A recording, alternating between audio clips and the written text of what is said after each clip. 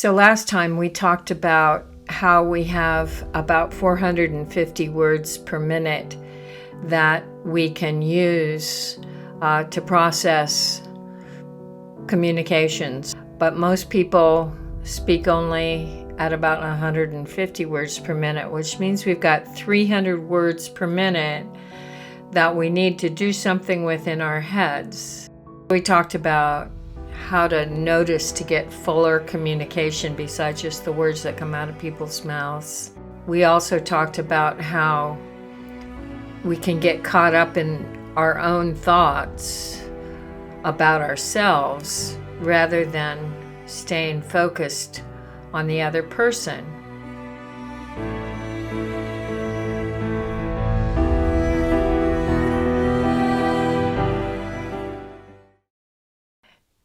In this video, I want to talk about how we can encourage people by giving them supportive questions and comments as they're speaking. This is a sensitive thing because I think most people are walking around not having a clear sense that it's okay to really be open and honest with most people. People are carrying around experiences and difficulties and challenges, and also sometimes they're carrying around joy that it doesn't feel safe to really express. So encouraging people to talk more can be a really loving thing to do. But it can also be kind of a threatening thing, like, why are you asking me these questions? Or why are you paying such good attention to me? Is it going to get used against me in some way? We have to be sensitive about that and about the quality of the relationship in present time, and to be willing a lot to just listen and not make comments or ask questions. Usually, it doesn't feel threatening when we ask questions for clarification because we simply didn't understand the words. And so to just say, hang on a second, I don't think I quite got what you just said. Can you say that again? Or could you use different words to explain what you mean by that? Because I'm not quite getting it. That, especially if it's genuine, you really didn't understand the words. But it can also be genuine if you notice that what the words are and what their facial expression or their tone of voice or their hesitancy or what their body language is communicating is different. And you can also say, I'm not sure I'm quite getting that. Is that a good thing or is that a bad thing?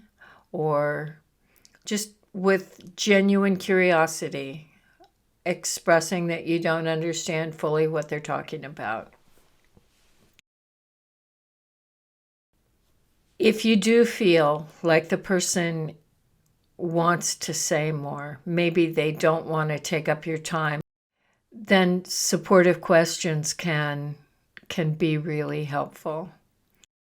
The first thing you can say to somebody is simply, I'm not sure I quite understand.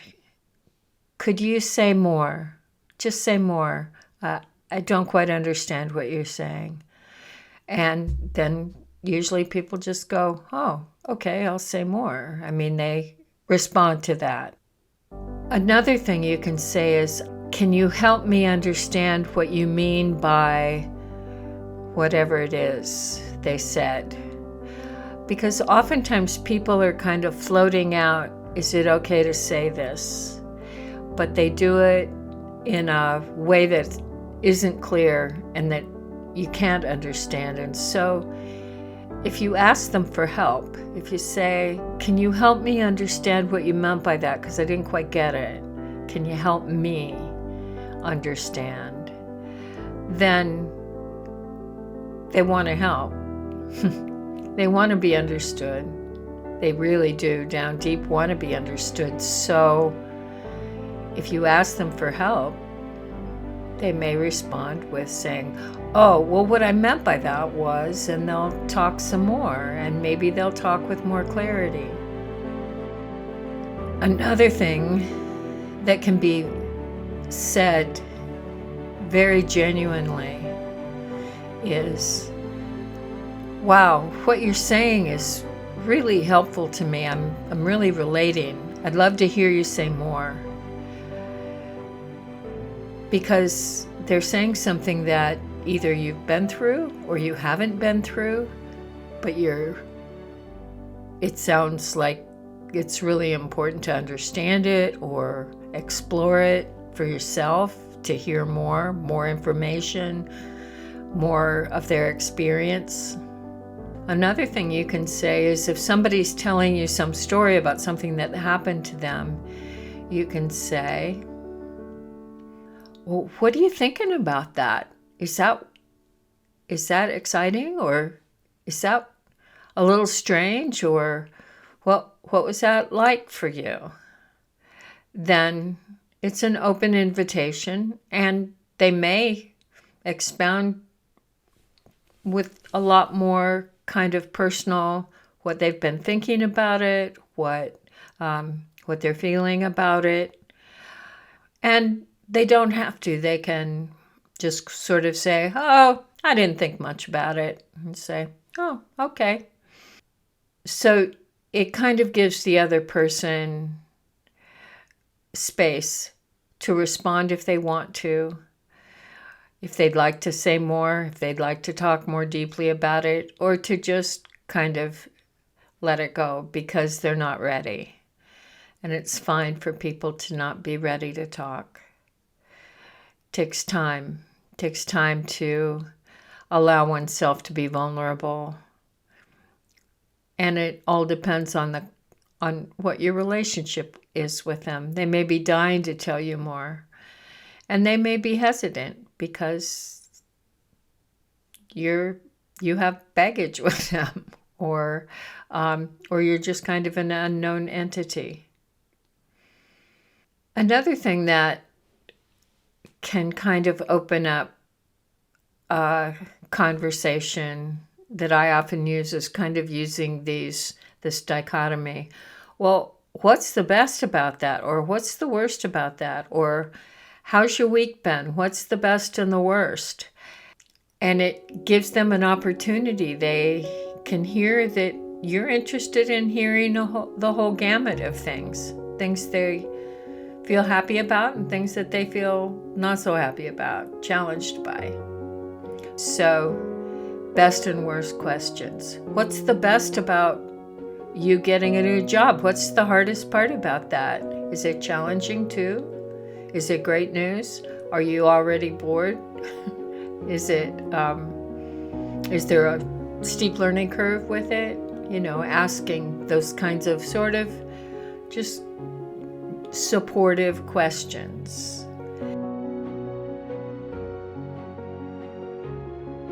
The other thing is you can kind of reflect back what somebody said and then tentatively ask if you've got it right. So somebody's talking about a conversation they had with an elderly parent, and you can say something like, wow, sounds like you're trying to kind of get a better sense of communication going with your mom or your dad. But it also sounds like it's kind of tricky. Is that true? Is it, are there challenges to that? Or, and then they may open up more, or they may just kind of like, I'm not ready to talk about that. And they'll just they'll let you know, and you don't have to keep going. You can just notice, oh, it's a tender spot for them. They're not ready either to talk to me or to talk about it at all. Another kind of just open-ended question that can be really supportive is, do you want to talk more about that? Do you want to talk more about how that's been? Or how's it going now? Do you want to talk some more about that? And they'll go, not really. It's okay. I'd rather talk about something else. Okay, just letting you know. Just letting you know I'm open to hearing more. Another helpful and supportive thing that you can say is, wow, if I were in that situation, I would be feeling really upset or really challenged or really, or if I were in that situation, I'd be just like ecstatic. What, is that true for you, or what's it like for you? So you share something about what you're hearing from them about whatever they're talking about, and you can share kind of vulnerably, wow, that would be really challenging for me. What's it like for you? And then you kind of lead the way with a little bit of vulnerability, and then that can make it a little safer for them to say, oh, it's incredibly challenging. And then another question might be, oh, well, what's challenging? I know what would be challenging for me would be kind of biting my tongue, or not having a big reaction, or whatever. It would be challenging, or not getting real judgmental. So, and then what's it like for you? So that same kind of, this is what it would be like for me, but bringing the conversation back to them, which is often what doesn't happen. One person will say something, and then the other person will take that as an opportunity to share their own experience. And that's a normal thing to do. But what it does is it cuts off that person's opportunity to go deeper.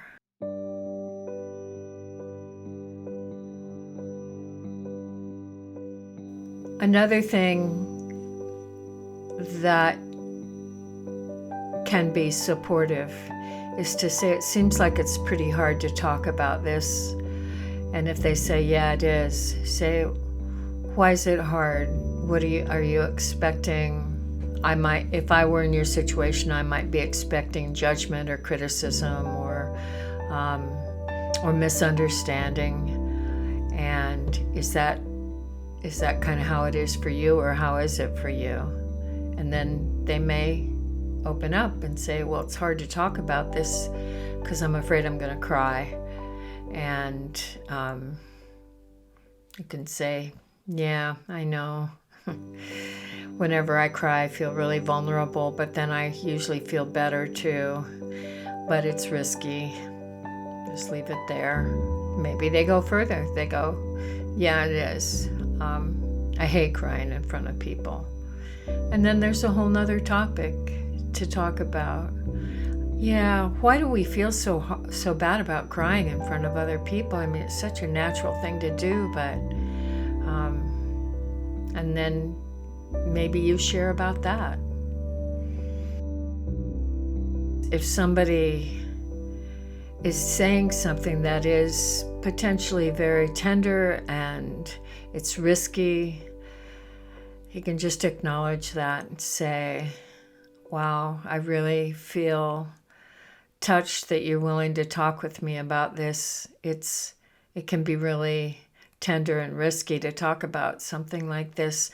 I want you to know that I won't talk with anybody else about it if you don't want me to. I'm happy to just hold it inside my own heart. And then maybe people relax and go, oh, I'm glad she said that or he said that, because I don't want to be gossiped about, or I'm not ready for other people to know about this. So these are powerful questions, and they need to be regarded as such. They might even be thought of as sort of therapeutic questions, like what a therapist would ask. And there's certainly truth in that.